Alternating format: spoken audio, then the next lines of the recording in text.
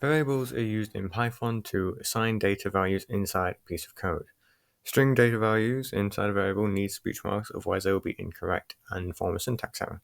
So string equals speech mark correct and speech mark is correct, but no speech marks on them is incorrect. Integer variables do not need speech marks, nor do float variables need speech marks. Variables are very useful for making relational operators work and are good for setting values that can be changed.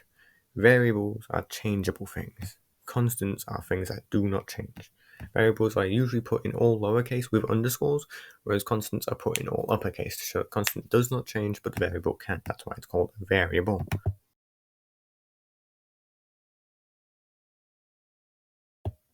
Thank you for watching. Have a good day.